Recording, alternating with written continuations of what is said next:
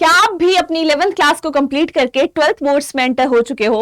Excited तो हो, पर साथ में कंफ्यूजन भी है कि 12th के बाद सीयूईटी का एग्जाम तो देना है, पर इन दोनों को बैलेंस कैसे किया जाए। तो ये वीडियो आप सबके लिए ही है। Hi everyone, my name is Arushi Sharma और आज की वीडियो में मैं आपके साथ बात करने वाली हूं कि सीयूईटी और 12th बोर्ड्स दोनों को आप बैलेंस करके दोनों को कैसे एस कर सकते हो। कुछ की पॉइंट्स, कुछ टिप्स जो है वो मैं आपके साथ शेयर करूंगी। डेफिनेटली आप उनको फॉलो करके दोनों में जो है अच्छा स्कोर कर सकते हो। तो बात कर लेते हैं कौन से वो टिप्स एंड ट्रिक्स हैं जिनको आपको फॉलो बेसिकली करना है। तो सबसे पहली जो मेजर पॉइंट आता है कि आपको एग्जाम फॉर्मेट को समझना है। अब एग्जाम फॉर्मेट जो है क्या बहुत अलग है, बहुत डिफरेंट है, सिलेबस डिफरेंट है, तब चीजें जो है वो हमारे लिए बहुत ज्यादा मुश्किल हो जाती है। लेकिन यहां पे आपको जो है इतनी ज्यादा डिफिकल्टी नहीं आने वाली है, क्योंकि मैं सबसे पहले सिलेबस वाले पॉइंट पे फोकस करूंगी। सिलेबस दोनों का जो है वो सेम रहता है, एनसीईआरटी बेस्ड ही रहता है। जो आपका 12th बोर्ड्स का सिलेबस है वही आपका सिलेबस है सीयूईटी का भी। अब आप बोलोगे फिर डिफरेंस कहां पे आता है? ये तो बहुत इजी हो गया। डिफरेंस यहां पे आता है कि कॉन्सेप्ट एक है, लेकिन क्वेश्चंस पूछने का तरीका जो है वो दोनों में बदल जाता है। एक में आपसे डिस्क्रिप्टिव टाइप, जो आपको यहां पे लेंदी टाइप ऑफ क्वेश्चंस, जहां पे आपको डिटेल्ड आंसर्स जो है वो लिखने पड़ेंगे, उस टाइप के क्वेश्चंस आते हैं जो कि आपके बोर्ड एग्जाम्स में रहते हैं। वहीं हम सीयूईटी की बात करते हैं तो सीयूईटी में आपके मेजरली ऑब्जेक्टिव बेस्ड, जो एमसीक्यू बेस्ड क्वेश्चंस हैं वो आपके देखने को मिलते हैं। अब कॉन्सेप्ट एक है, तरीका बदल गया और उस तरीके पे आपको मेहनत करनी है। अभी आपके पास इनफ टाइम है, आप दोनों को बैलेंस बहुत इजीली कर सकते हो।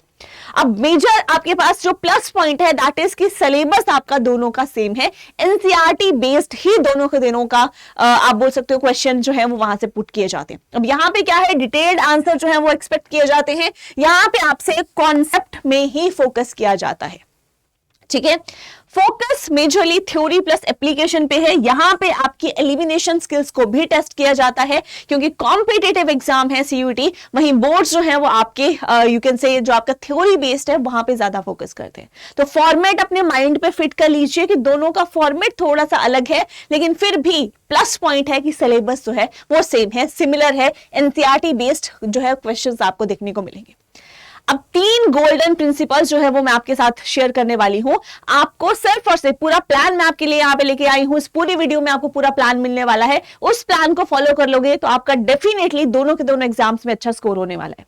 अब सबसे पहले तो आपको स्मार्टली प्लान करना है। स्मार्टली ऐसे प्लान करना है कि आपको एक ही स्केड्यूल बनाना है, अलग से सीयूईटी के लिए, अलग से बोर्ड्स के लिए टाइम टेबल नहीं बनाना है। एक ही टाइम टेबल बनाना है, लेकिन दोनों फॉर्मेट्स को ध्यान में रखते हुए, वो भी अभी फर्दर वीडियो में मैं आपके साथ डिस्कस करने वाली हूं कि कौन से टाइप ऑफ स्केड्यूल जो है उसको आप फॉलो कर सकते हो। नेक्स्ट, आपने सिलेबस को ओवरलैप, जो भी सिलेबस है उसको वाइजली यूज करना है। जैसे आप बोर्ड्स के लिए प्रिपेयर कर रहे हो, उन्हीं टॉपिक्स से आपने अपने सीयूईटी वाले कंटेंट को भी स्ट्रॉन्ग करना है, क्योंकि एज सच बहुत ज्यादा डिफरेंस नहीं है। बस बात इतनी सी है कि एक साइड आपको कॉन्सेप्ट की बहुत डिटेल नॉलेज होनी चाहिए ताकि आपके पास वर्ड्स होने चाहिए लिखने के लिए, दूसरे में आपको सिर्फ और सिर्फ जो है वो सेलेक्ट करना है, चूज करना है कि कौन सी ऑप्शन जो है वो मेरी करेक्ट है। तीसरी बात आ जाती है कि प्रैक्टिस दोनों के लिए आपकी अलग होगी। प्रैक्टिस सेम नहीं होने वाली, क्योंकि एक आपका डिस्क्रिप्टिव है, वहीं एक ऑब्जेक्टिव बेस्ड क्वेश्चंस जो है वो आपसे पूछे जाएंगे। तो प्रैक्टिस आपने दोनों के लिए अलग करनी है। बोर्ड्स के लिए आप राइटिंग प्रैक्टिस कर सकते हो, वहीं एमसीक्यू सॉल्विंग प्रैक्टिस, जो मॉक टेस्ट होते हैं, वो आप कर सकते हो सीयूईटी के लिए, क्योंकि अप्रोच जो है वो आपकी दोनों में डिफरेंट हो जाएगी, बाकी कंटेंट आपका नहीं बदलेगा। तो ये बहुत बड़ा पॉइंट है बेटा, जो कि आपको ध्यान में रखते हुए चलना है।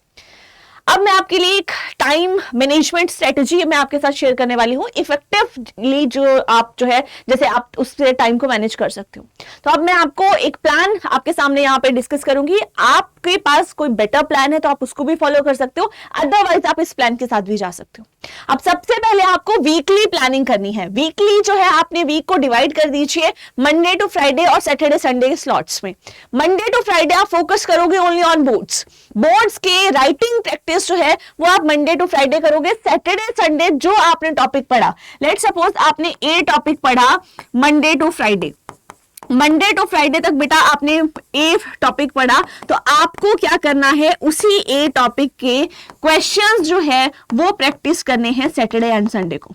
ठीक है, सैटरडे एंड संडे को सेम टॉपिक से, वहां पे ये नहीं है कि टॉपिक बदल के तुम जो है कुछ और सीयूटी के लिए प्रिपेयर करो, नहीं, जो टॉपिक पढ़ा उसी के क्वेश्चंस तुमने नेक्स्ट 2 डेज में प्रैक्टिस करने, ताकि तुम दोनों के लिए एक टाइम पे ही जो है एक हफ्ते में तुम्हारा वो टॉपिक सीयूटी के पर्सपेक्टिव से भी एंड बोर्ड्स के पर्सपेक्टिव से भी, दोनों से वो तुम्हारा क्लियर हो जाना चाहिए। नेक्स्ट, वीकली के साथ साथ तुम्हारी वीकली प्लानिंग तब इफेक्टिव होगी बेटा जब तुम डेली प्लानिंग करोगे, अपने डे को प्लान करोगे, इसमें टाइम स्लॉट्स जो है उसको तुम डिवाइड करोगे। यहां पे जो भी टाइम स्लॉट्स है कि इतने से इतने में मुझे पढ़ना ही है, इतने से इतना टाइम मुझे सीयूटी के लिए देना है, या जो भी तुम्हारा ये वीकली शेड्यूल है, स्लॉट्स फाइनलाइज कर लो कि इतने से इतने में करना ही करना है। And third is subject wise strategy, कि तुम्हें पहले अपनी ड्रीम यूनिवर्सिटी माइंड में क्लियर होनी चाहिए, यहां जाना है, उसमें रिसर्च कर लो कि इस कोर्स में जाना है, उस कोर्स के लिए एडिशनल कौन से सब्जेक्ट्स हैं जो कि वहां पे डिमांड किए गए हैं कि ये आपको नेसेसरी है, वो आपको सीयूटी में ऑप्ट करने पड़ेंगे। तो अगर वो आपके वीक सब्जेक्ट्स हैं तो उनमें आपको टाइम जो है थोड़ा ज्यादा स्पेंड करना है। ठीक है, तो ये आपकी इफेक्टिव टाइम मैनेजमेंट स्ट्रेटेजी है, इसको आप डेफिनेटली फॉलो कर सकते हैं। एंड कौन सी कॉमन मिस्टेक्स हैं जो कि आपको तो बिल्कुल भी नहीं करनी है। सबसे पहली है कि ignoring CUET till after boards, की भाई ठीक है अभी हमारे बोर्ड्स का देख लेते हैं, उसके बाद 1-2 महीने मिलते हैं, उसके बाद सीयूटी का एग्जाम होता है, तब की तब देखेंगे। तो बेटा उस टाइम का जो प्रेशर होगा शायद आप उस चीज को हैंडल ना कर पाओ, तो इसीलिए आपको भी धीरे धीरे धीरे धीरे, आपने शायद टॉर्टॉइस और जो आपका रैबिट था उसकी स्टोरी सुनी होगी, तो उसमें जो जल्दी जल्दी भाग रहा था और उसके बाद जल्दी जल्दी भागते वो सो गया कि ठीक है देखी जाएगी अभी मैं तो जीत ही रहा हूं, वहीं धीरे धीरे धीरे वाला टॉर्टॉइस जो है वो एंड में रेस जीत जाता है। तो आपको भी टॉर्टॉइस की तरह बनना है, धीरे धीरे चलते चलते जो है एंड की रेस जो है वो हमें जीतनी है। तो आपने बिल्कुल भी इग्नोर नहीं करना है सीयूटी को कि बोर्ड्स के बाद देखेंगे, ना ही आपने जो है वो उसमें बहुत ज्यादा फोकस करना स्टार्ट कर देना है कि अब सीयूटी ही मेरी दुनिया है और उसके बाद बोर्ड्स को आप भूल जाओ, तब भी वो बैलेंस नहीं बना बेटा।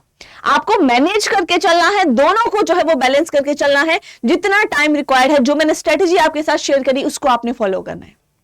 थर्ड है कि आप इनफ मॉक टेस्ट नहीं दे रहे हो, इनफ मॉक टेस्ट नहीं दोगे तब भी आपका जो प्रिपरेशन लेवल है वो कैसे चेक होगा। And NCERT is the key, यहीं से सारा सिलेबस आएगा, बोर्ड्स भी यहीं से आएंगे, सीयूटी भी यहीं से आएगा। तो एनसीईआरटी पे आपकी कमांड जो है वो आपकी बहुत अच्छी होनी चाहिए।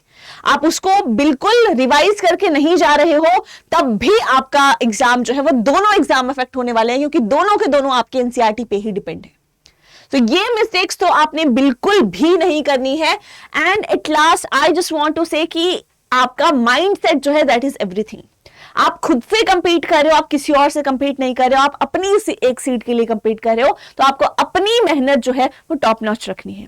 And also one small step a day is better than big leaps once in a while, जो कि मैं आपको बोल रही हूं, अभी बहुत टाइम है, ये सोच के मत चलिए, थोड़ा थोड़ा करते करते छोटे छोटे स्टेप्स जो है वो आज से ही स्टार्ट कर दीजिए, ताकि कल को जो उन छोटे छोटे स्टेप्स का आपको रिजल्ट मिले वो आपको बहुत ही शानदार मिले। तो that is all, that is what I want to say. In case बेटा कोई भी आपको डाउट आता है regarding the topic, you can mention that in the comment section. मिलते हैं नेक्स्ट वीडियो में, till then bye bye and take care, thank you very much.